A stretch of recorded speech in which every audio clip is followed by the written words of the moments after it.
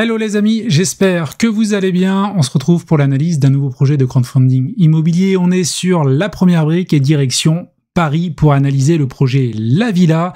La collecte aura lieu ce mercredi 15 janvier à 10 h. On est sur une petite collecte, 282 000 €. Ça devrait partir assez vite, d'autant que c'est un projet standard de marchand de biens. On est sur un ticket maximum par investisseur de 25 000 €, un taux de 11% sur une durée contractuelle de 18 mois. Sur ce projet-là, bon, c'est classique, hein, sur les petites collectes, il n'y a pas le code bonus LFL possible, voilà, à ajouter au moment de la souscription. Sachez également que si vous voulez découvrir la plateforme La Première Brique, bah écoutez, il est encore temps de bénéficier, voilà, de 2% de cashback sur votre premier projet. Voilà, l'offre va bientôt se terminer, donc n'hésitez pas à l'utiliser. Quelques avertissements avant de commencer l'analyse. N'oubliez pas qu'il y a des risques en crowdfunding immobilier, que les performances passées ne préjugent pas des performances futures. Je donne dans cette vidéo uniquement mon avis à titre informatif, ce n'est pas un conseil en investissement. Et enfin, je peux partager des liens d'affiliation ayant certaines collaborations commerciales avec certaines plateformes. Allez, petit point sur mon tableau de bord. Bah, écoutez, 120 000 € sur 85 projets. J'ai réinvesti sur 2-3 projets dernièrement, là, donc je suis remonté à 120 000 €. Et puis écoutez, pour le reste, tout va bien. Allez, on va analyser le projet, l'opération La Villa, donc à Paris, 18e. Alors, on va acheter en fait un appartement, du moins le porteur de projet va acheter un appartement de type T1 de 43 mètres carrés au 4e étage, avec cave. La réalisation donc de légers travaux d'aménagement intérieur, donc c'est ce qui sera fait, et sa revente après travaux. L'opération est de rafraîchir le bien et de créer une chambre ainsi qu'une salle de bain supplémentaire. Donc là on est sur un projet classique de marchand de biens, on n'est plus sur des projets assez complexes qu'on a eu ces derniers jours. On est sur une marge de 16%, c'est un petit peu faible quand même. Alors on verra tout à l'heure le prix de sortie. Alors notre porteur de projet âgé de 30 ans, ok, il a créé une société, le premier réseau de location de cabinets médicaux clés en main en France. Ok, et aujourd'hui, pour ce projet-là, il fait appel au crowdfunding immobilier, c'est une première pour lui. Ok.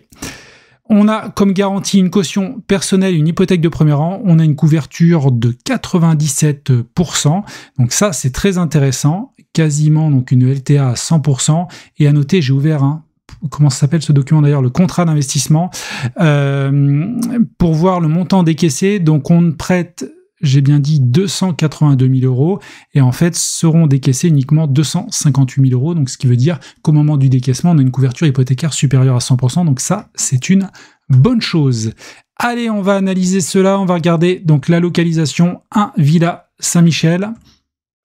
Alors j'ai ouvert Google Maps, Paris, donc on est au nord de Paris, à côté de Montmartre.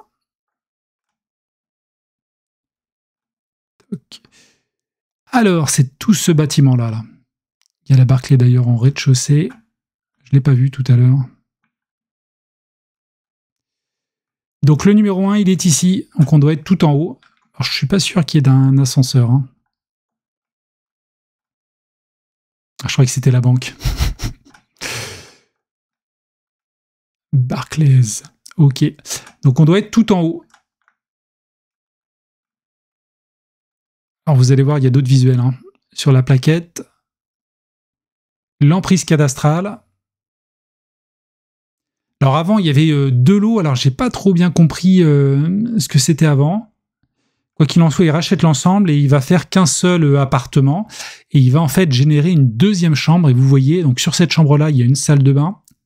Donc une vasque, et puis un receveur. Et là également, donc il n'y aura qu'un WC, mais dans chaque chambre, il y a une vasque et une douche.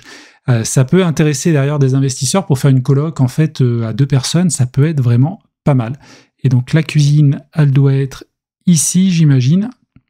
Et là, on a le séjour. Avec un petit bureau aussi pour travailler. Les chambres ne doivent pas être très très grandes, hein. Sûrement du 10 mètres carrés ou ce genre de choses.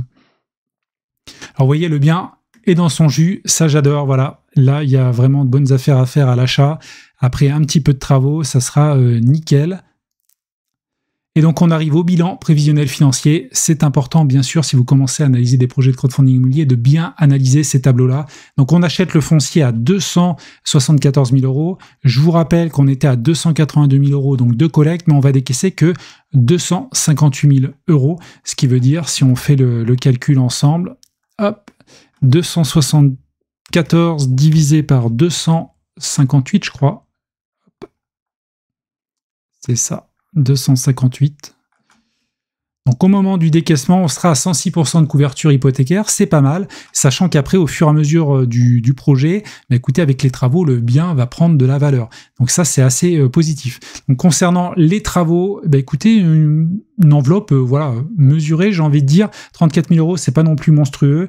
La plus grosse ligne, c'est plâtrerie peinture, démolition dépose, ok, menuiserie, sol, 8000, bon ça c'est pas mal, l'électricité sera refaite, plomberie, 2000 €, c'est pas excessif, hein, 2000 € pour refaire les 2 salles de bain, bon après ça doit être, chaque salle de bain doit faire 2 mètres, 2 mètres 50, ça se trouve il va peut-être pas tout carreler l'ensemble, peut-être juste la douche et puis peut-être autour du lavabo, je ne sais pas.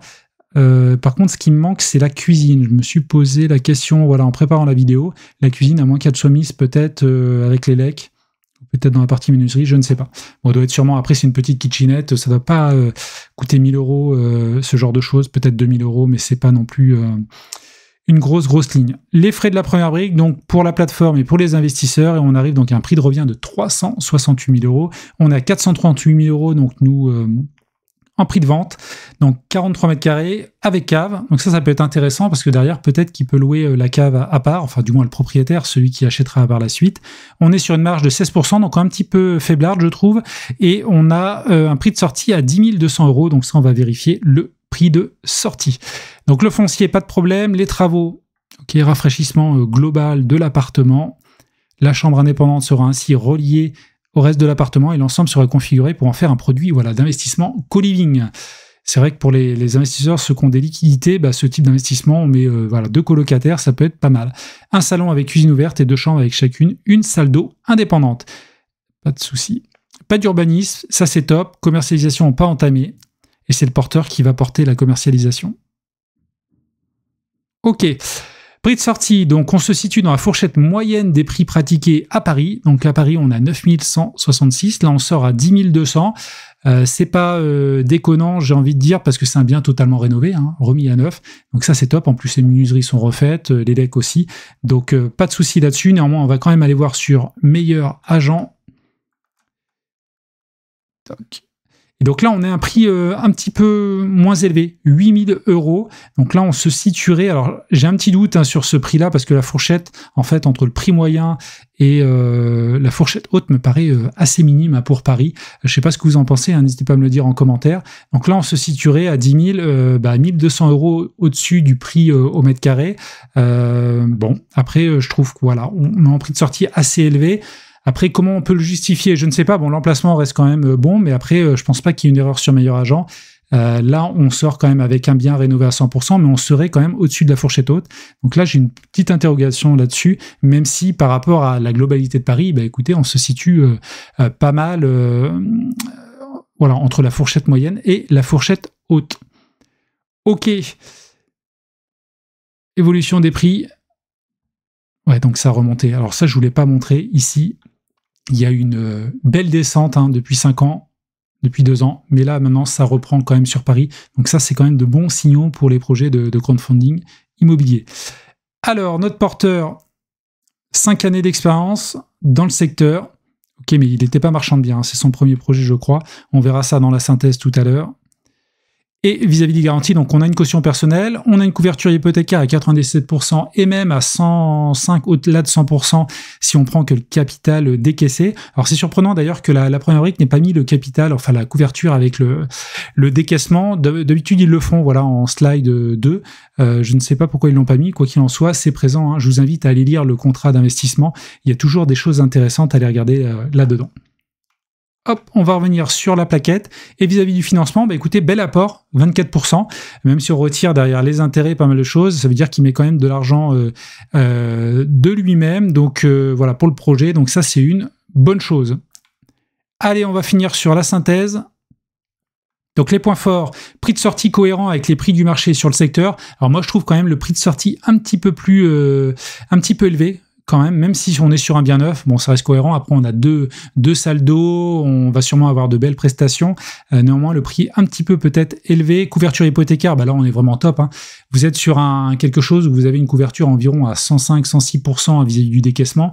Dès qu'il va commencer les travaux, la couverture augmente, donc inévitablement, si ça se passe mal, s'il y a un problème, on est quand même vraiment bien couvert par rapport au capital, et ça c'est ce que je recherche, hein, des couvertures à partir de 100%, parce que derrière c'est vraiment voilà, une sécurité pour nous. Expérience du porteur de projet dans le domaine de l'immobilier, pour le compte de foncière, ok, et pas de contraintes d'urbanisme, et très peu de travaux à supporter. Effectivement, l'enveloppe travaux reste minime, hein, on n'est pas sur d'énormes travaux, 30-35 000 euros, voilà, c'est assez simple, hein. Et une entreprise, voilà, tout corps de métier peut faire ça sans problème. Donc, société porteuse de l'opération nouvellement créée, donc effectivement, pas de bilan. Expérience significative d'un porteur de projet dans le sourcing, la modélisation financière, travaux de rénovation et adaptation. Je pense que voilà, les travaux, il doit connaître voilà des sociétés, parce que les travaux, je les trouve vraiment pas chers. Il a dû bien tirer les prix vers le bas, notamment quand je regarde la plomberie à 2000 euros. Effectivement, faut maîtriser le truc, ça doit être optimisé. Ok. Pas de préco, bon ça c'est pas dramatique. Donc voilà globalement ce que je pouvais dire. Mais écoutez, sécurisant pour l'investisseur quand on regarde notre capital par rapport à la couverture hypothécaire. On a l'emplacement, un beau bien qui sera rénové. C'est un projet standard. Après je suis juste un petit bémol vis-à-vis du prix de sortie et la marge. Alors j'avais fait le calcul en préparant la vidéo. Si sa marge il arrive pas à vendre de 16% à 8%, on arrive à un prix de sortie à 9 300 €. Donc 9 300 €, là, ça devrait trouver preneur, mais on reste quand même, par rapport au quartier, un petit peu au-dessus de la fourchette haute du marché. Après, j'ai peut-être pas toutes les composantes. D'ailleurs, je voulais peut-être revenir, et on va terminer là-dessus, sur la slide, hop, celle-ci, l'implantation. Donc, fourchette haute des prix, voilà, pratiquée sur Paris, 18e, du fait que notre porteur de projet propose à vente un produit remis au goût du jour, fraîchement réaménagé pour optimiser les espaces. Bon, après, il faut trouver un investisseur derrière. Ça peut intéresser clairement du co-living. On part voilà, sur deux locataires. À mon avis, ça doit bien se louer quand même derrière. Donc, voilà, parce qu'effectivement, si vous louez une famille, 2 chambres, je sais pas les prix sur Paris, mais je veux dire, vous êtes mettons à 1000 €. Mais le fait de faire deux colocataires, inévitablement, vous allez être à 600-700 € la chambre, et donc on booste clairement notre rentabilité. Donc je pense qu'il veut peut-être jouer là-dessus, et c'est pour ça que le prix de sortie reste quand même pour moi cohérent. Donc voilà globalement ce que je pouvais dire sur ce projet. N'hésitez pas à me dire vous ce que vous en pensez en commentaire, à me rejoindre sur mon groupe Telegram, voilà, pour continuer la discussion, et je vous dis à une prochaine pour une nouvelle vidéo. Allez, ciao!